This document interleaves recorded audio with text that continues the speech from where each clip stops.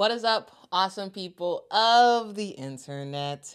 Guys, happy Monday, everybody. Hopefully you all are having a fan-freaking-tastic day. We are ready to start the new week.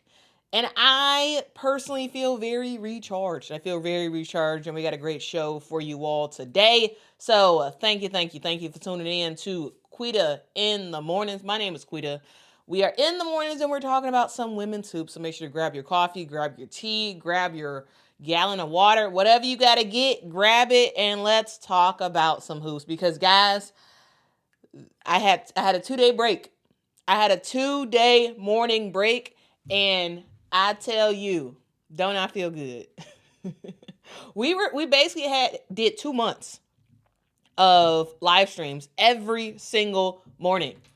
And it got to the point where I was just like, this weekend, I was burnt out. Like, I was at the point where it was like, you just can't do this anymore.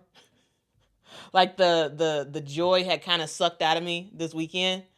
And, I was like, you know what? If I don't feel joy waking up early to do a live stream to talk about women's basketball, if I'm not joyous about that, we're not doing it.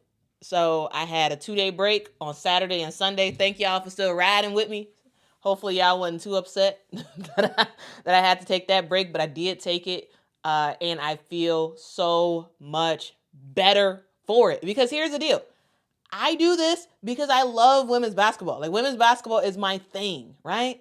And I don't want to feel forced to do this because why? This is not my job, I don't really get paid for this. So, if I'm gonna do this, I gotta be joyous about it. I gotta have fun with it, So yeah.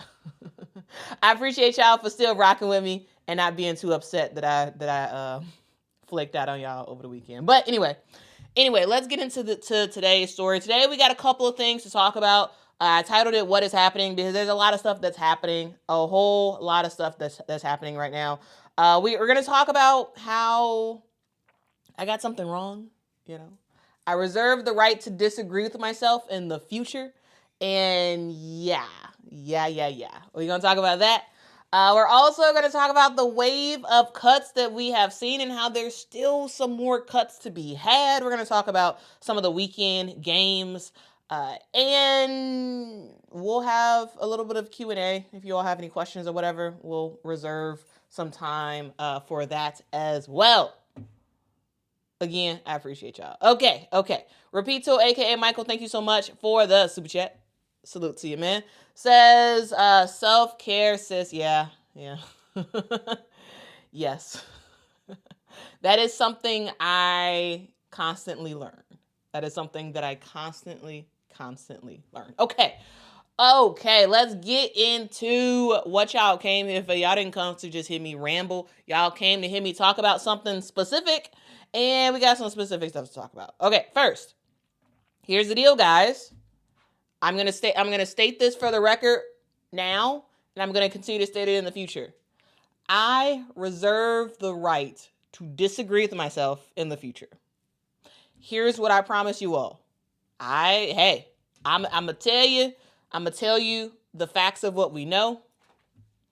That's the main thing, right? I'm gonna tell you the facts of what we know, and then I'm gonna tell you my thoughts about what we know. And once we find more information about stuff, then I will update my perspective, right? And I do have an update to my perspective about Shyanne Sellers because I was wrong about Shyanne Sellers. Okay. So here's the deal. Here's the deal, guys. Last week, I made a video talking about some stuff, and I gotta own it. I got to own it because last week I came on here, and I was like, I didn't totally drag the Golden State Valkyries, but I was just like, this makes no sense, and I kept saying this makes no sense. About them waiving Shyanne Sellers. I called it confusing. I was like, is this a front office fumble? Like, what's going on? Is this a wasted pick? You drafted a top player who was at the beginning of the college season seen as like a top 10 pick in the draft, right? She ends up falling in the draft. You draft her, and then you waive her after just a couple of practices, and then and then she gets picked up she gets picked up, and we end up seeing her play this weekend with the Atlanta Dream. And guys, OMG. On Saturday, played her first game, came off the bench against the Indiana Fever, and I got to be honest with you guys, it was rough. It was rough. So let's talk about what happened, what I might have missed, and why Golden State might have been right all along with their decision. So here's the deal. We saw it for ourselves. Shyanne Sellers, as I said, suited up for Atlanta's preseason game on Saturday against the Indiana Fever. And if you all watched it, which I was watching it live, shout out to all the awesome people of the internet who was watching the game live with me. If you watched it, you saw that she just didn't have it. Shyanne Sellers, when she came in the game, she looked tentative. She was nervous. Her timing was off. Her movement was just awkward. She struggled to get in the rhythm of a game.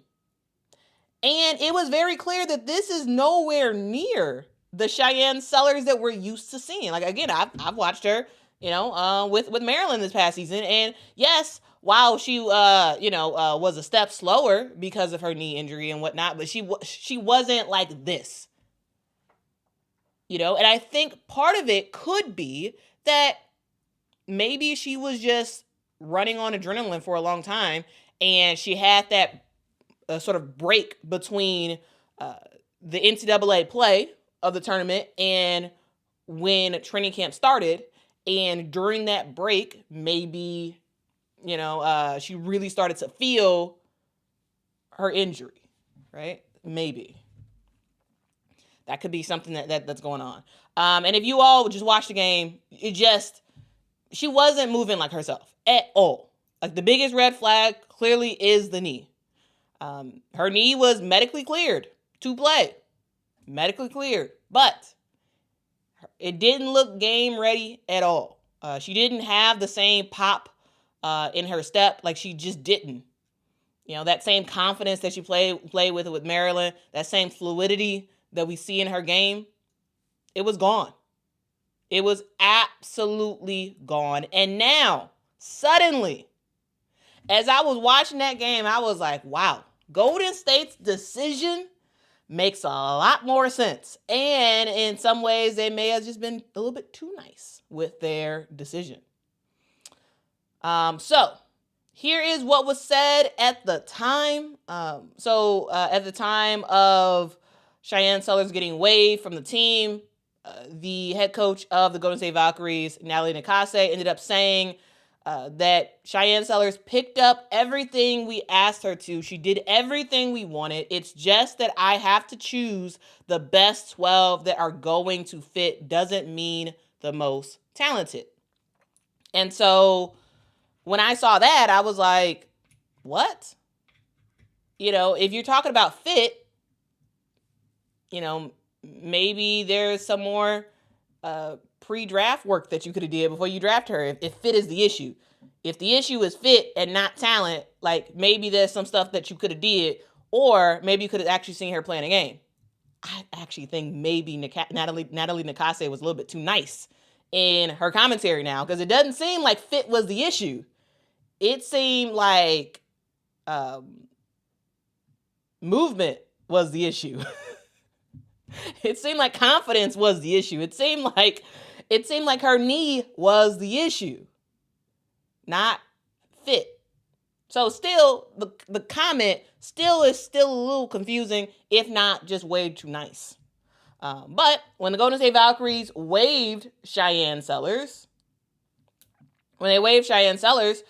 before the preseason started, again, at the time, I thought it was wild, right? This is someone who was a top 20 pick. She was gone, before the full week of practices happened in training camp.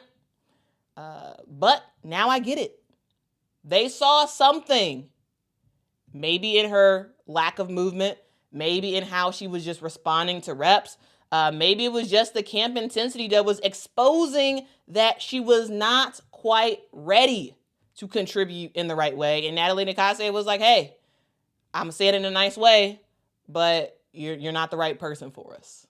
And maybe fit probably was not the best thing to say, because it clearly is not a fit issue.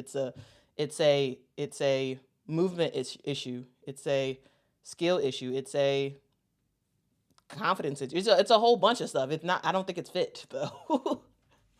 Right? But the decision was made. Again, I didn't like the quote at first.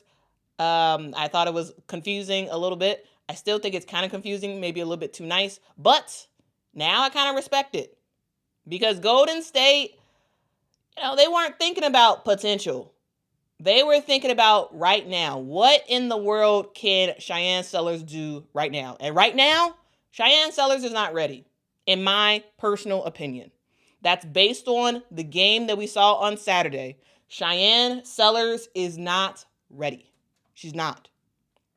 Okay? Because here's the deal. Let's be clear.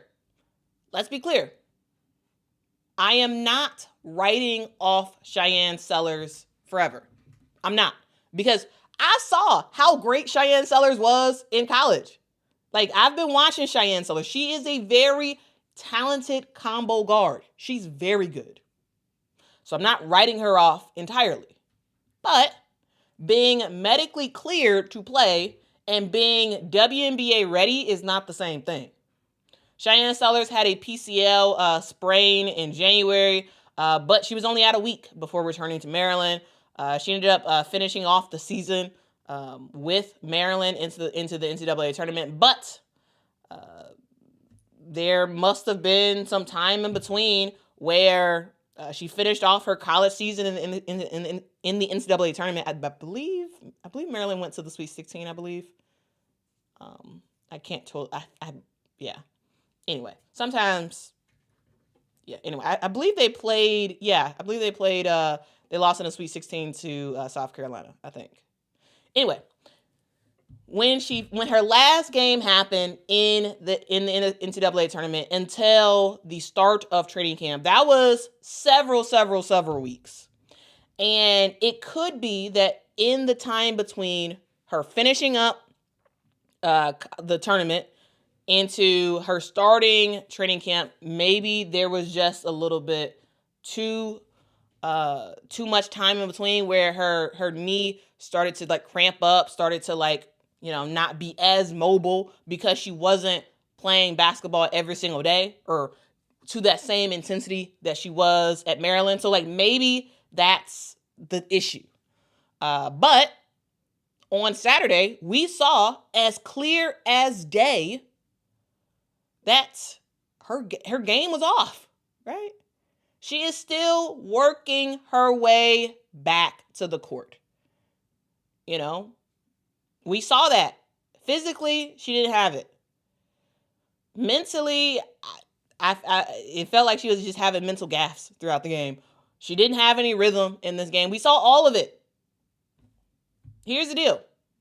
Shyanne Sellers is a great player. She's a smart player. She will get there. She's too smart. She's too talented. She's too driven not to ultimately get there. But the idea that Golden State fumbled the bag, no. They made a cold and careful decision.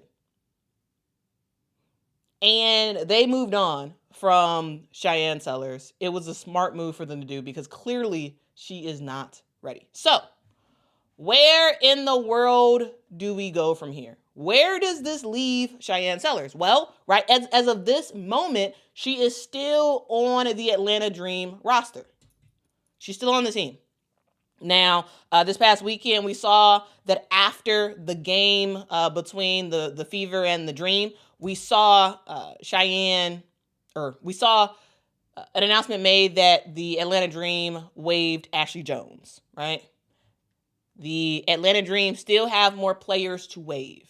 They have not waived Shyanne Sellers yet, which is a bit of a surprise considering in that game, Ashley Joens actually played way better than Shyanne Sellers. Shyanne Sellers was someone who got the ball and just she didn't seem like she had like a brain freeze like the first time she touched it. Like it was like everybody was like, shoot, shoot, shoot, and she just didn't really know what to do. She ultimately passed the ball, but like she just looked bad, right?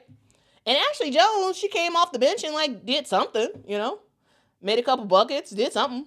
So the fact that Ashley Joens was automatically cut like not even hours after that game, and that Shyanne Sellers is still on the team. Now, like it makes me wonder, like, okay, are they like what are they gonna do? Like, are they still trying to see if Shyanne Sellers can make some stuff happen?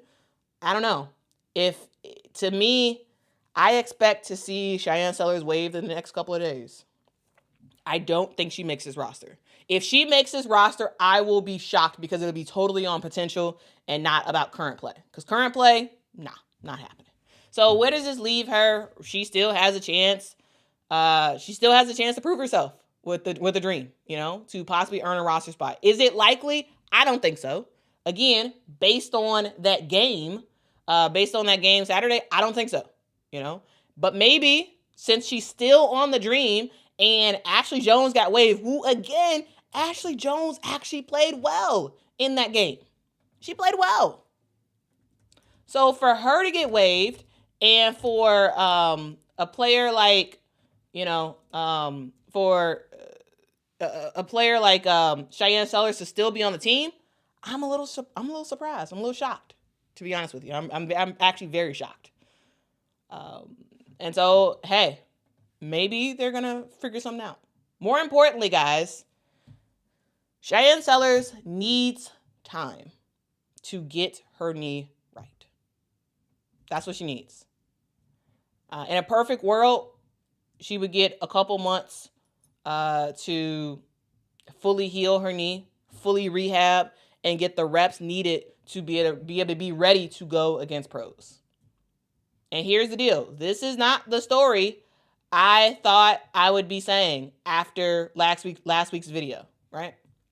Last week I was like, oh yeah, this is terrible by the Golden State Valkyries. I don't get it because we saw in college, we saw how good Shyanne Sellers was, and they say her knee is fine. So like, what's going on? And I thought that she was about to get picked up by the Atlanta Dream and start balling out of control. And I was going to make a video that's like, see, look at this. Shyanne Sellers is looking good. Looking very, very good. But that's not the story we tell. Here's the deal. I, once again, reserve the right to disagree with myself in the future. And I disagree with myself big time, okay? I was wrong, I was absolutely wrong in my take on Shyanne Sellers originally. So that's the thing there. Now, I do want to just walk through real quick. Who is Shyanne Sellers for those who don't know? If you all listening and y'all like, who in the world is this girl? Why you keep talking about her? Who is she? Well, Shyanne Sellers is a 6'2" combo guard. She can play the point guard position, though she is more of a shooting guard. But again, can do the point guard position. 6'2". That's very, very tall for a possible point guard. She is someone who averaged 14.4 points a game, 4.1 assists per game at Maryland this past season. She is also someone who can knock down the three very, very well. She's a 40% three-point shooter. She is a 3-time All Big Ten first team player. She is someone who can play some defense. She was on the All Big Ten defensive team. She was the Big Ten Sixth Player of the Year in 2022. She has a lot of stats. A lot of stats, okay? Because she's a really good player. Again, she was someone who showed a lot of promise. But, things happen. Hindsight's always 20/20. And now we are looking to see what happens to her next. Will the Atlanta Dream eventually waive her? I think so, but we will see. Right, we will see if they decide to waive her. They still do have time because the WNBA season does not get started until this weekend. All right, but here's the thing: this is the WNBA. Things move fast, so we may see her get waived today, tomorrow, Or she might actually make this team, and we'll be surprised. So we'll see. We'll see. But one good look at a player in a preseason game can expose a lot. And it, in my opinion, exposed Shyanne Sellers. So yes, to sum up everything, guys, I'm going to say it again. I was wrong. Right? The Golden State Valkyries did not blow it.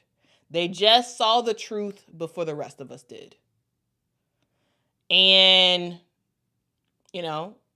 respect to Shyanne Sellers, guys. This is still just the beginning of her pro journey. But for right now, it's okay to say that she is not ready just yet. Let me know in the comments, what do y'all think about Shyanne Sellers? Do y'all think that she will actually make this roster for the Atlanta Dream? Do you think that she will eventually get cut? What do you think about her in her future prospects in the WNBA? Like, I see her being out of the league for this season, but playing overseas, getting fully healthy, and coming back with a vengeance in 2026. That's what I think, but we'll see what happens from here. Again, let me know your thoughts in the comments. At the time, last week, what did y'all thoughts? Again, because I have this microphone, like literally I have a microphone, whatever I say, it stays on the internet for forever.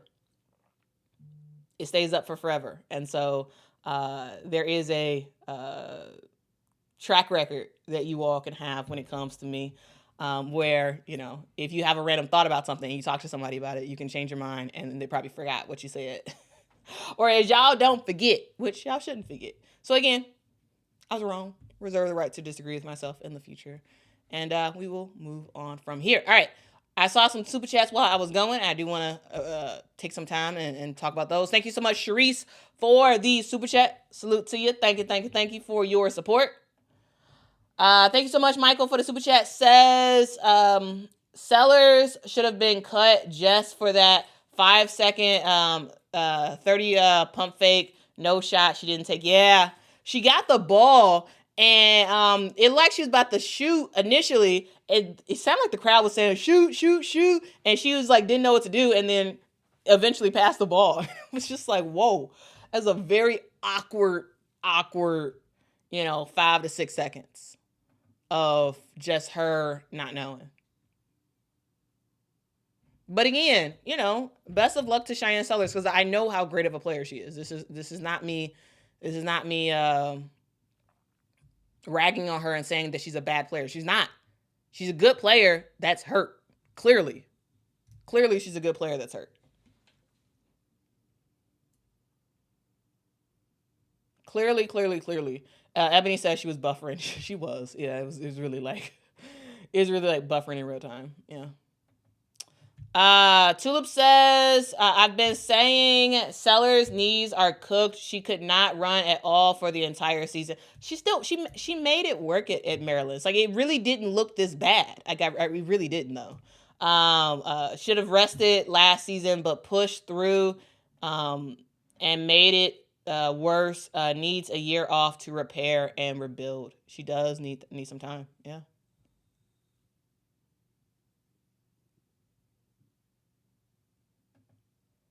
Tisha says, speaking of that mic, it picks up everything. I can literally hear swallows. Really?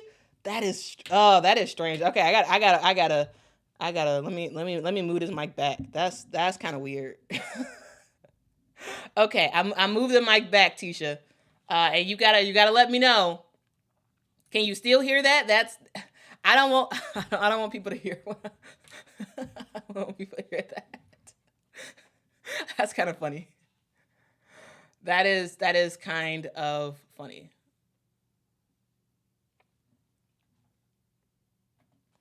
Patrick says Sellers being nervous makes no sense. Yeah. I mean, it is what it is. It is what it is. All right. Okay. Let's continue to move on. DW says, yeah, I think it's mental. Shay says 657 people in the chat. 149 likes. Let's get the likes up. Yes, if you all could hit that like button, that really does help the channel out a whole lot.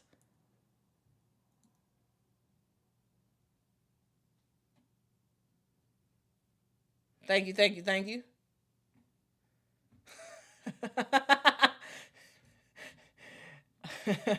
As for me, says, I can hear your heart beating. That's hilarious.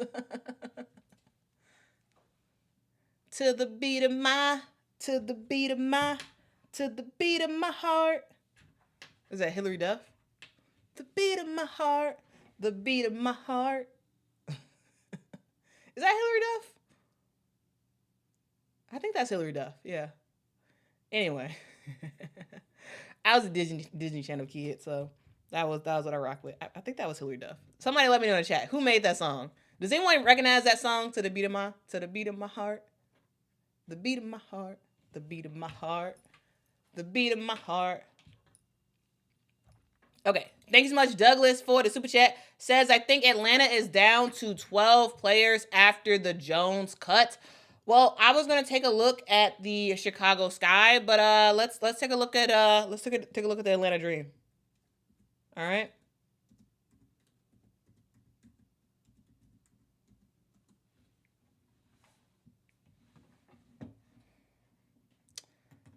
Let's take a look at the Atlanta Dream and their roster to see how many players they actually have left. Actually, no, I'll do that tomorrow.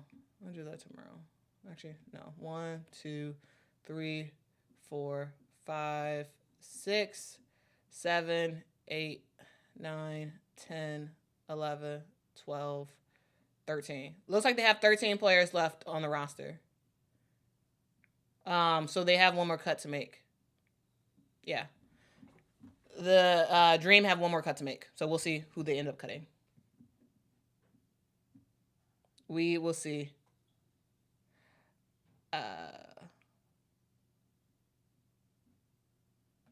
It was Hillary Duff.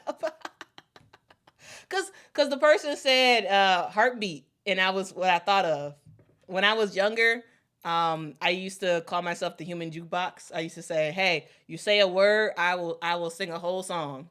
And so like people would say random words, and I would like think of a chorus to a song that featured that word in it. So yeah, anyway. So sometimes when people say stuff, I immediately think of a song. So yeah, they have 13 players on the Atlanta Dream currently. So you got some more decisions to make. And speaking of players getting cut, let's actually talk about this. All right, let's talk about this. So we have reached the time of the year again. Training camp is almost over. The regular season is over the horizon. And this means one thing: cuts, and a whole lot more cuts. Over the weekend, we saw a couple of players get waived from their respective teams, and this is just more of what we will see over the next couple of days. There were some players who were just drafted, some players who have been grinding for years. They just didn't make the cut. So what happens next? Well, the question is, as some people may ask, is it over for them? No, not even close.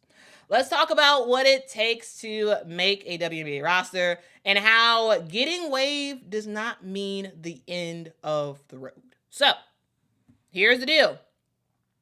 The harsh reality is, that players got to get waived. The WNBA is one of the hardest leagues to make.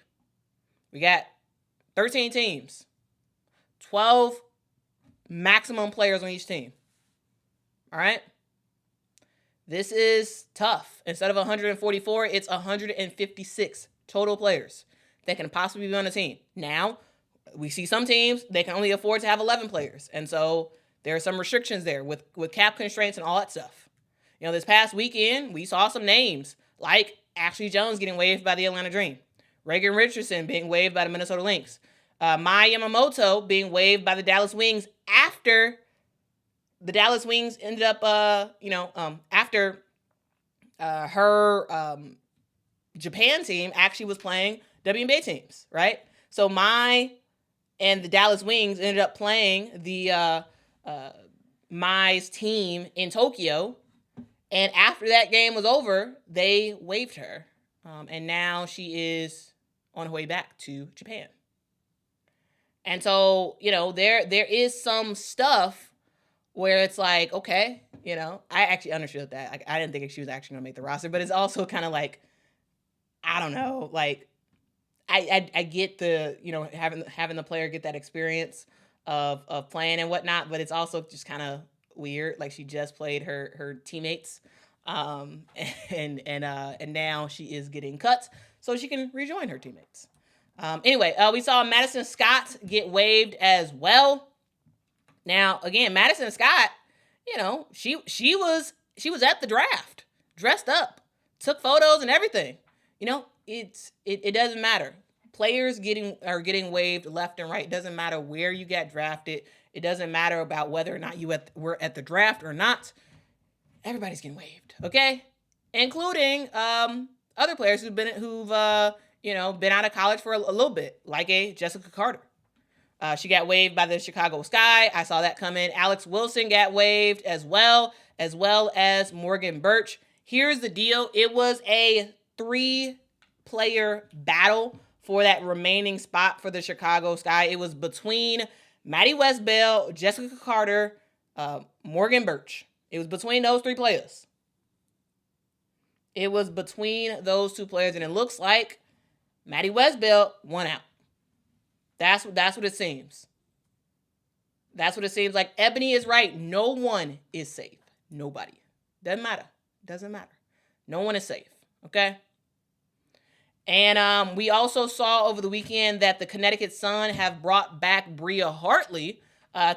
She signed a training camp contract, and we'll see what she is able to do if she's actually able to make the roster for the Connecticut Sun. Here's the deal.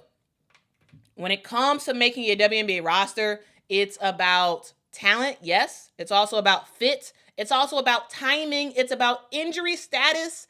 And unfortunately, for some teams, it's about that money, honey. Because that's what it's all about. Sometimes you got to make it work, right? It has to work right in terms of your salary compared to everybody else's salary, depending on if the team can have 11 players or 12 players. It matters about your position. You may be a really good player, but if a team over-indexes on your position already, you might get cut.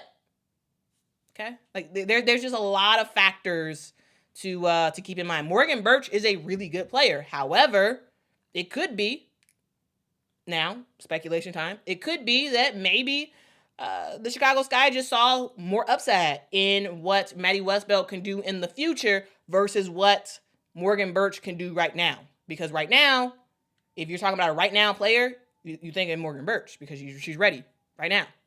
If you think about a future player who could be like a transformative player in her ability to knock down threes and whatnot in the future, you think Maddie Westbell. So could that have been the gamble and the decision that the Chicago Sky have made? Possibly. Right? We have a player like Aaliyah King who just got waived as well.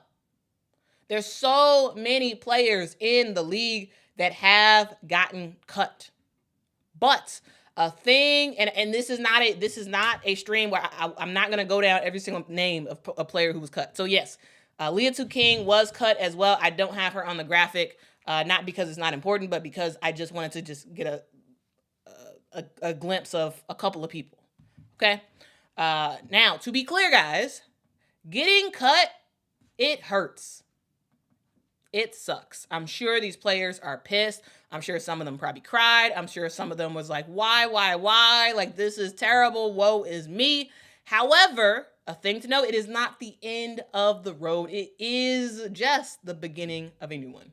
For many players, their next move is going overseas, either to Europe, to Asia, to Australia, or maybe staying in the U.S. and playing in Athletes Unlimited.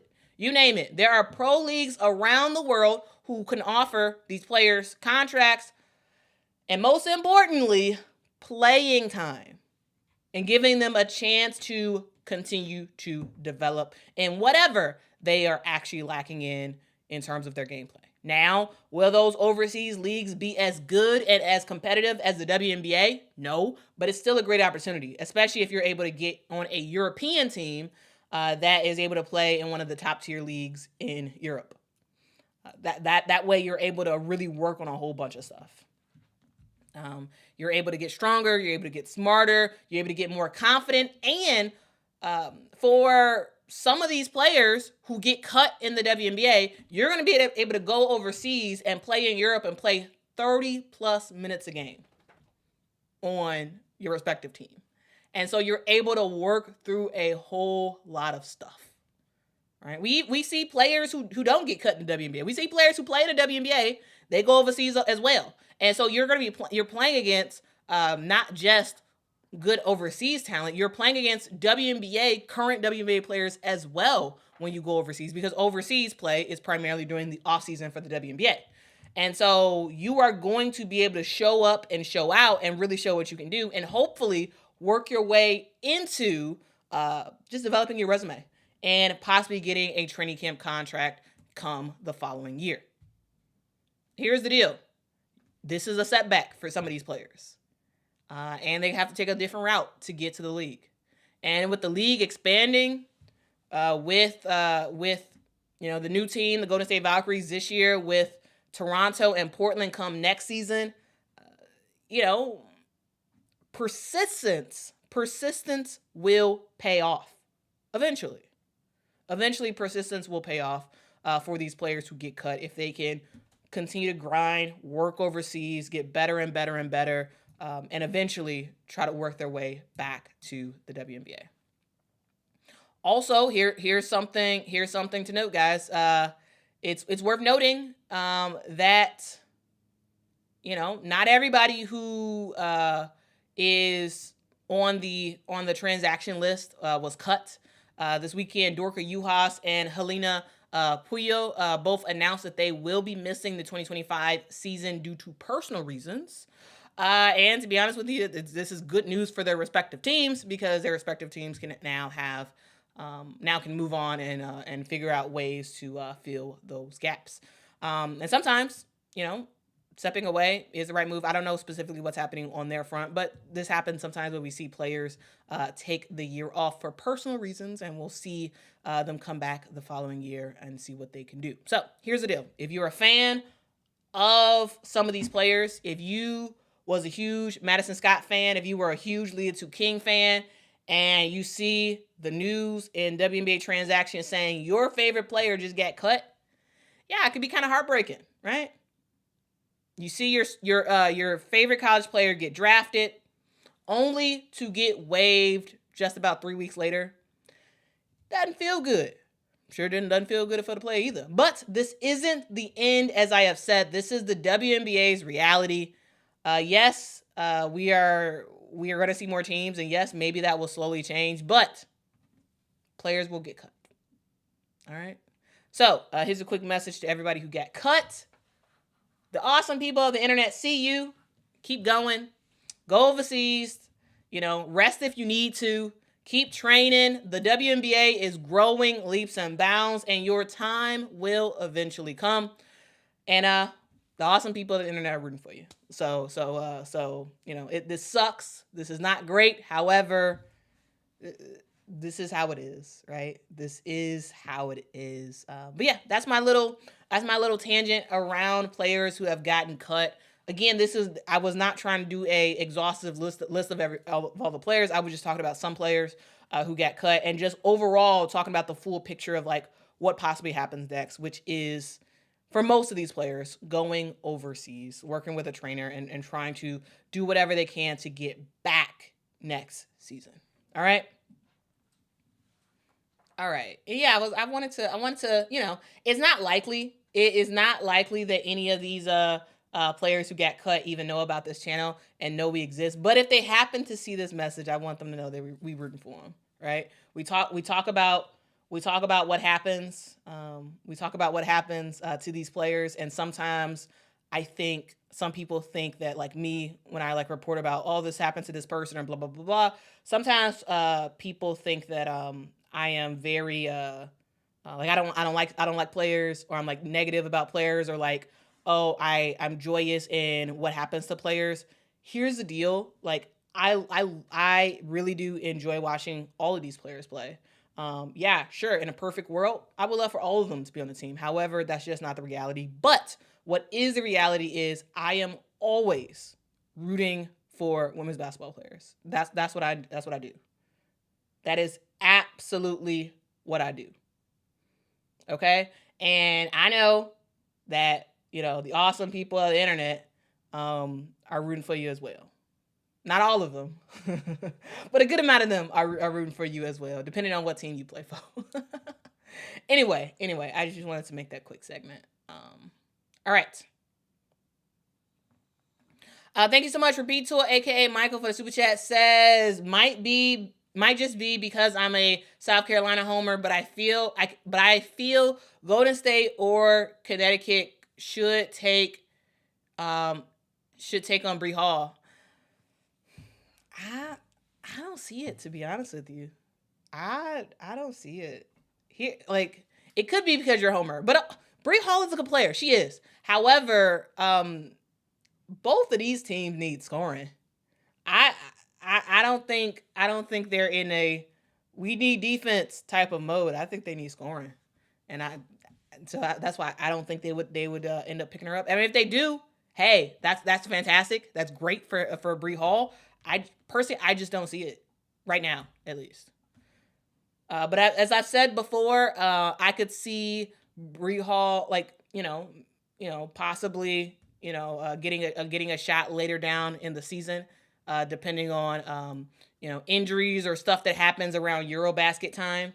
Like, I could possibly see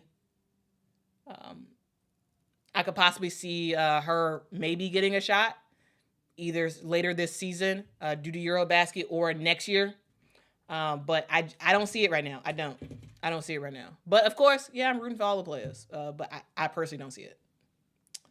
Thank you so much, Levy, for the super chat. Appreciate you. Says, love the show, Quita. Well, I love that you love the show. I love that you're watching the show. Thank you so much for your support of Quita in the Mornings. I really do appreciate it. Okay.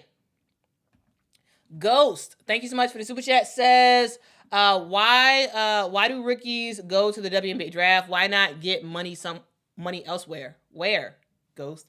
I think the question is, if you are a player who wants to get, if you're a basketball player who just came out of college, you want to be a basketball player. Where else would you go? If you don't go to the WNBA draft, where else would you go to be able to get paid and get some money immediately? Because even if you go and sign with the overseas team, it's not. Yes, overseas teams do sign college, like formerly college players, but they're also trying to possibly try to get some WNBA players as well. So it's not like you're gonna immediately sign a contract. You finish out your college career. You're deciding, actually, I don't want to go to the WNBA. I want to go overseas. It's not likely that you're going to get a contract that fast. And even if you do get a contract, you're not getting paid, so you're not going to get any money for the entire summer. So, why wouldn't you go to the WNBA draft? Because at least you're giving yourself a chance to possibly make a team. So, I mean, unless you want to get a regular job. Now, if you want to get a regular job, then yeah, don't go to the WNBA draft. If you want to get a regular job, just opt out of the draft. Like Ayoka Lee did. Ayoka Lee, she's done. She graduated. She's gone from K-State. And she said she doesn't want to play basketball anymore. She did not want to play basketball anymore. She wanted a real career. I forgot her field that she's going into. But she made the decision to say, hey, you know what? I don't want to be drafted. And so no one drafted her. And so Ayoka Lee is done with basketball. She's done as a player. Maybe she may coach sometime in the future, but she's done as a player. Players can do that. They can opt to do that, of course, if they don't want to play basketball anymore. But if you want to play basketball, I don't see how you cannot I don't know. I don't see how you cannot go for the WNBA draft, because how else will you make any money? There is no other bag except for overseas, and overseas is like, you're not, anyway. You don't even make money right away, because you're not gonna get paid, I don't think, until you go over there. And even then, there's some players who have difficulty even getting paid after they've been playing some games overseas. So there's a whole bunch of stuff to keep in mind there. But yeah, those are my thoughts. Overall, let me know what y'all think. Oh, there we go. Thank you, Ghost. Ghost says Ayoka Lee studied psychology, family therapies, etc. So yeah, she's going in that field. She's decided that she did not want to play basketball anymore, and honestly, I respect that, because here's the deal: there's a lot of college players, and a lot of them have to get the reality that you're not going to play in the pros. You're just not. It's only a small subset of players that will play in the WNBA. It's a slightly bigger subset of players who will play overseas, and that's just that, And sometimes former players have to get a regular job, like us. Like the awesome people of the internet. Sometimes you got to have a regular office job. Sometimes you got to be like, hey, actually, let me get into marketing. Let me get into business administration. Let me get into something else, because I'm not gonna be a basketball player professionally, right?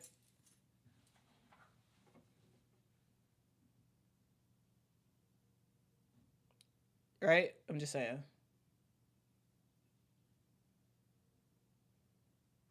I am just saying. Tulip says LA wave Leah 2, who could make 90% of rosters. I don't think she could have made 90% of rosters. I like Leah 2 King. I think Leah 2 King is very good. However, look at the position she plays. She plays that power forward style position. And in the WNBA, if you noted, like, the WNBA over indexes in capable power forwards. They do. And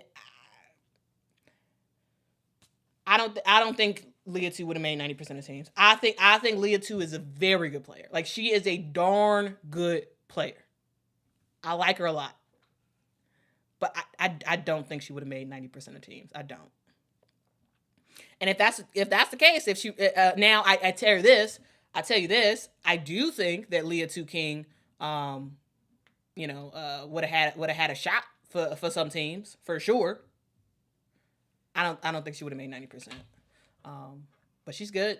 Hopefully she has another opportunity to make a WNBA squad sometime this year. Again, Eurobasket is going to be a good thing for a lot of American players. So yeah, we'll see. Like, I'm telling you, like power forwards, they have a tough time. Especially young power forwards have a tough time in this league, because there's a lot of talent. There's a lot of veteran talent at that position. And that's a position that, it's hard. It really is hard. It really is hard. All right.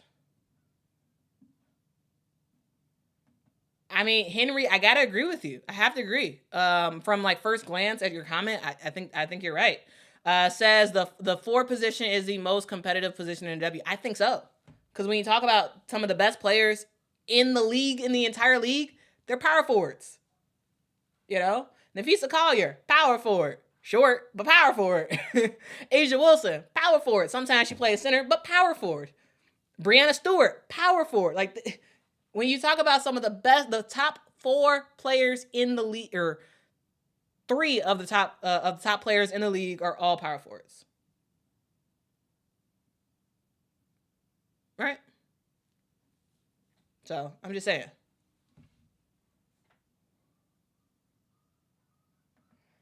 Jamie says, Quita, you can score all... Hold on. You can score all you want. If you can't stop the other side from scoring, you won't win championships. You need a defensive player like Bree Hall to close games out with a small lead. Here's the deal. Sure. However, clearly, the WNBA wants players who can do both. Players who can play some really good defense and players who can score as well. Here's the deal. Some of the best defenders in the league are also some of the best scorers in the league. Look at A'ja Wilson, one of the best defenders in the league. She is the defensive stopper. And what also can A'ja Wilson do? Score a ton. Yes, I'm talking about the elite of the elite, but you get my picture. It is possible to do both, right? It's possible to do both. And it's clear that WNBA teams are saying, you know what? Yes, we want someone who can play defense, but we also need someone who can score as well. Ariel Atkins, yes, the Chicago Sky got her because she can score. Though she didn't have a great preseason game this past weekend. But anyway, they got her because she could score, but also because Ariel Atkins can play some defense, right? Yes, defense is important. But if your primary thing is just defense, you're going to have a hard time playing in the WNBA. Now, this is no shade. This is no disrespect. This is just what we see. This is what we see. We have seen primarily defensive players get run out the league because they don't have a two-way bag. It is what it is. And it would behoove players in college to not just be an elite defender, but you also have to show your offensive bag because clearly these WNBA teams are not going to just take a risk on you and be like, oh yeah, we're just going to keep you because yes, you're a great defensive player. I'm just saying like that. That's my thoughts there. That's my thoughts.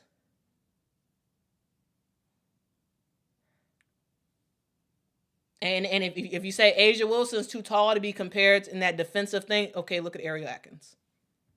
You get what I'm saying, right? You get what I'm saying. Yeah, Vonda, you can look. There's a lot of other players to look at as well for defense. Not just the tall players. I'm trying to say.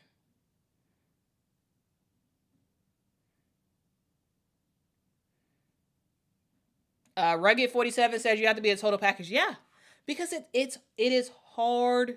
It is hard to make it in the W. It's hard. It's hard. You can't just be a very, very, very good college player who specializes in one or two things. It's going to be tough to make a team. It's going to be tough. It's tough. That's just the reality of it. That's the reality of it. Okay? WK says these teams are not trying to waste a roster spot on a defensive-only player. Yeah. And to be clear, to be fair, Bree Hall, she is a primary defensive player, but she can knock down shots every now and then. She can knock down shots. It's just that she didn't prioritize that. And that was a thing, And a player like Aaliyah King, again, very, very good. However, you're just in that tough spot. That 4 position is very, very tough in the WNBA. Very, very, very tough. All right? She's not, but she's a defensive primary player. And I don't think teams have probably seen enough of an offensive bag to justify it. So, yeah.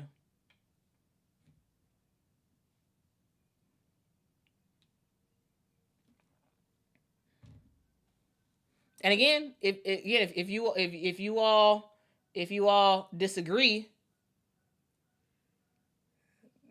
there's a maximum of 156 spots in the WNBA.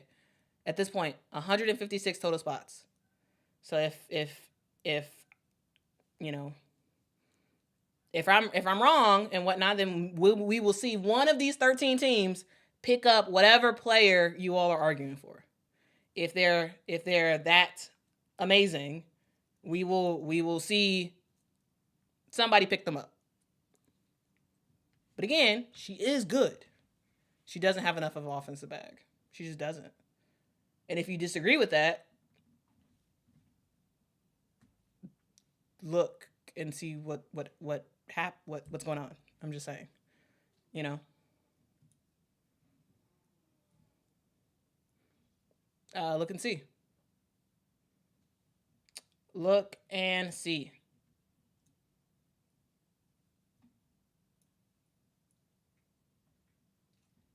Michael says offense is way more important in the WNBA. It is.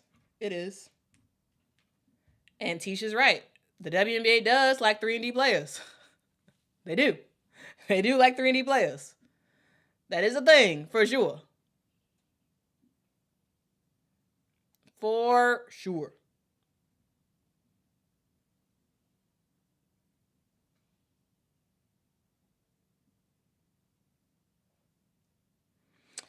All right. I think that might be the Rasa says only Dejanay who has been lucky to last in the WNBA without offense.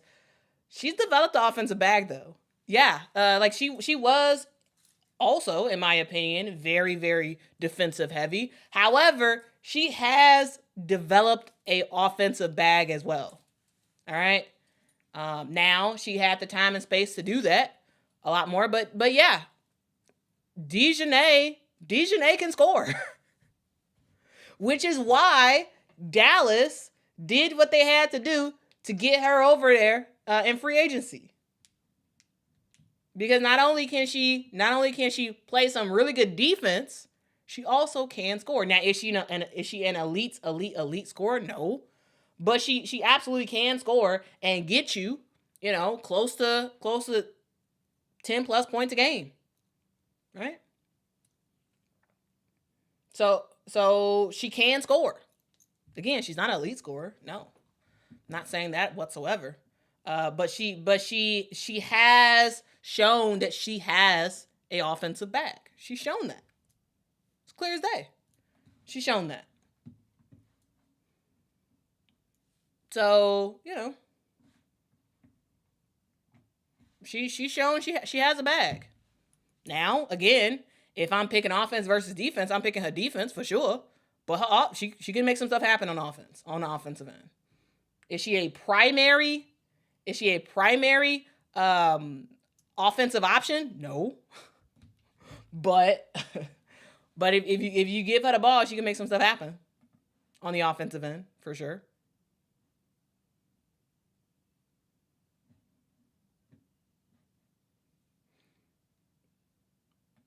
Okay. All right, let's see if y'all. I think I'll probably do maybe one more question, and I will be done. All right. Let's see.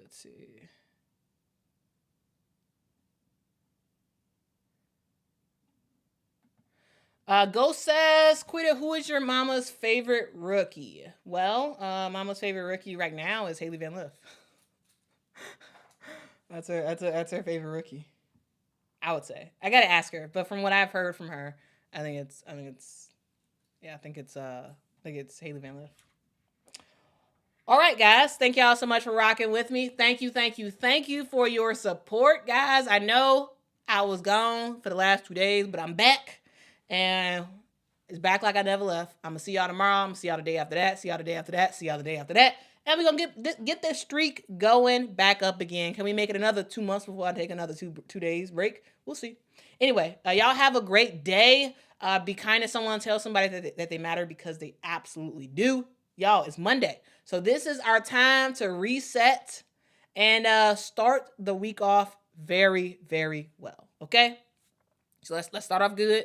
Let's have a good week. Let's make it happen, Captain. Okay? Let's make it happen. Guys, I love you. Most importantly, guys, Jesus loves you and he wants a relationship with you. Guys, I hope y'all have a great day.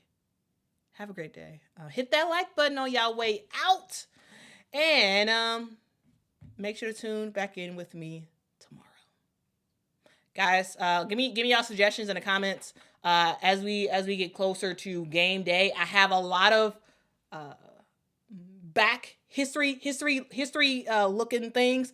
I'm working on an awesome story right now about the time that the WNBA was this close to closing down for good. Okay, this was early on in the WNBA. This is a time period where I'm not going to tell you the year because that way no one scoops it up and was like, oh, I'm going to do it first before Quita does it. But I got an awesome story that's coming out this week that is going to look at the CBA and how CBA negotiations almost destroyed the WNBA early on. Okay, and yeah, we going There's so much old stuff, and here's the thing: because I had the weekend, I was able to just because I had the weekend without no morning shows, I was able to have like the mental bandwidth to be like, you know what? Ooh, I'm not just gonna cover what's happening right now. I have to go back and deep dive into some stuff, and yeah, It's a whole bunch. And when I was like researching it, I was like, what the heck? This happened? And I was watching WNBA at this time, and I didn't know that this happened. I wasn't paying attention this much. So yeah, anyway.